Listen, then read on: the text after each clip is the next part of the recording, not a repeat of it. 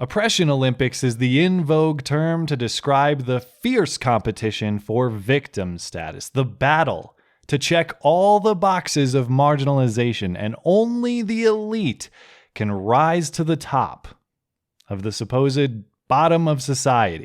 And they're off! Our hideously unattractive feminist contestant is off to a blazing start, trailed closely by our black trans competitor with the blurry bulge. But wait!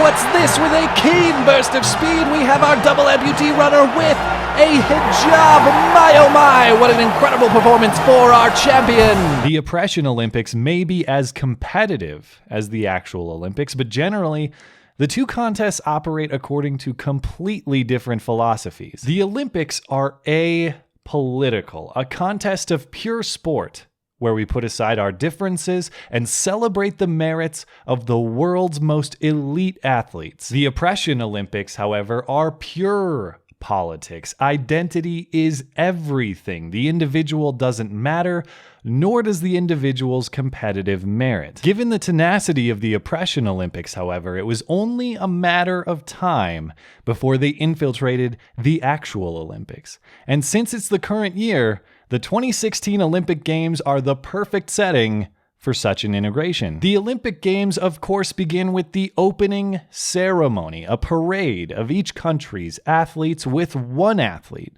from each country chosen by his or her peers to have the honor of carrying their country's flag. Leading up to Friday's opener, U.S. athletes made the decision to give that honor to Michael Phelps, famed swimmer holding at the time 22 Olympic medals, the most decorated athlete not only in U.S. history, but in Olympic history overall. A natural choice, and a choice made both on democracy and merit. His peers chose Phelps by vote and based their votes on his standing as the most elite athlete among them. A decision in the true Olympic spirit of may the best person win. Honoring Phelps as flag bearer was the Olympic thing to do.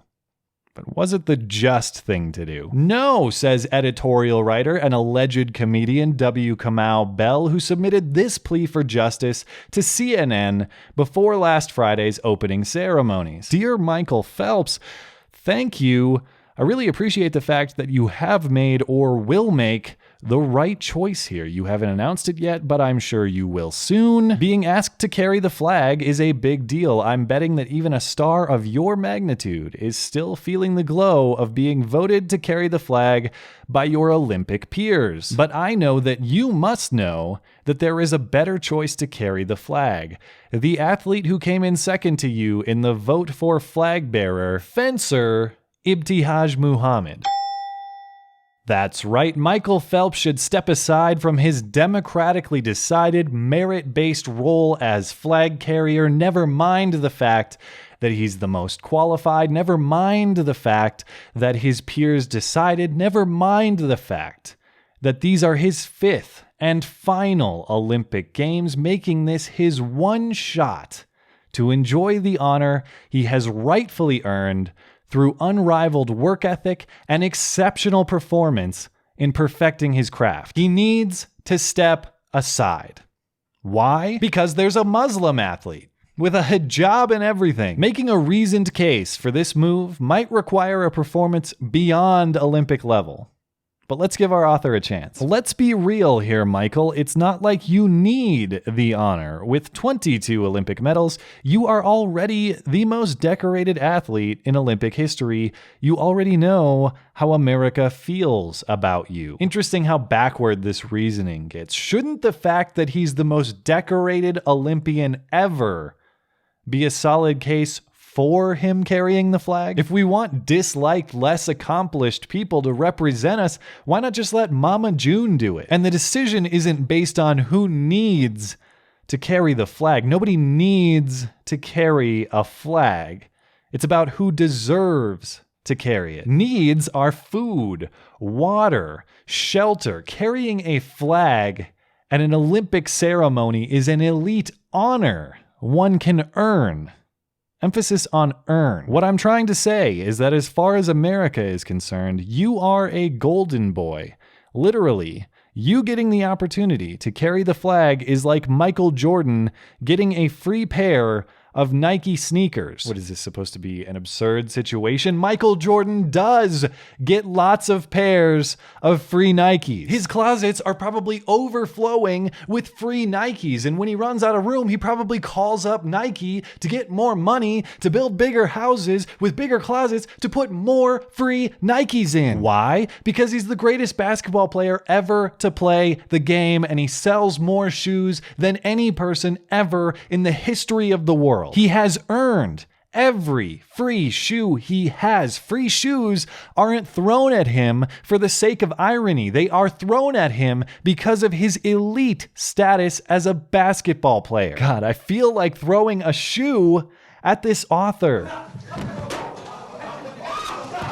Muhammad carrying the flag would be much bigger than your one moment. It would be a symbol for our country in this moment when we are mostly known for one of the most contentious, controversial, scandal-ridden, hateful, xenophobic, jingoistic, and just generally unlikable presidential elections in recent memory. This at a time when we could use some more symbols of unity and togetherness. So let's take an intentionally apolitical event like the Olympics and make it overtly political.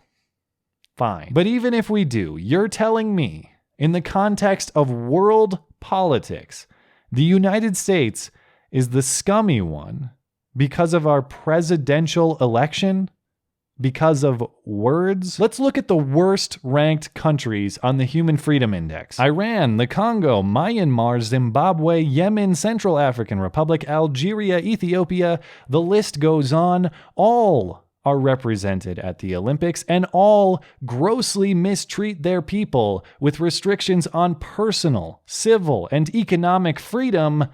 But since Donald Trump says mean words, it's on us to clean up our act. Even if I grant that it is, how is Michael Phelps not a symbol of unity and togetherness, but Ibtihaj Muhammad is? Just because Phelps is white and Muhammad is black? But yeah, you're defeating racism, just like dirty syringes are defeating AIDS. Also, it certainly doesn't hurt that Ibtihaj Muhammad's last name is the same as the first name of one of the country's most celebrated Americans, the recently departed Muhammad Ali. Ali was an Olympic athlete, and he has his own history-making opening ceremony moment. Well, sure, but Michael Phelps shares a name with legendary U.S. sprinter Michael Johnson.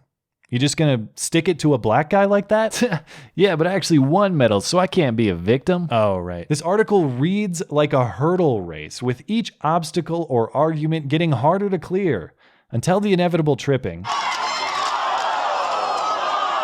It's getting harder and harder to differentiate between satire and sincerity in today's political climate. So I reached out to both the author and CNN via Twitter to confirm. I have yet to hear back. While visiting his Twitter page, I did see one clue on the author's intent. So many white tears because of what I wrote about Michael Phelps getting my hip waders out. Well, how about if I reviewed your article by saying no life whatsoever out here in the desert of black logic? I'm guessing you would qualify that as racist, and I would agree. But the statements are functional equivalents. They both attribute reasoning to race. And so if you can say your statement, but I can't say mine, and the reason for that is the color of my skin, tell me again. Who's the racist here? And who's the one fighting for justice? Thanks as always for listening and for supporting this channel. Always appreciate that thoughtful discussion down below, and especially over on Twitter. That is at @skag_3. You're always welcome to come hang out and chat in my live streams. Those are linked down in the description. Looking forward to it. Okay, bye.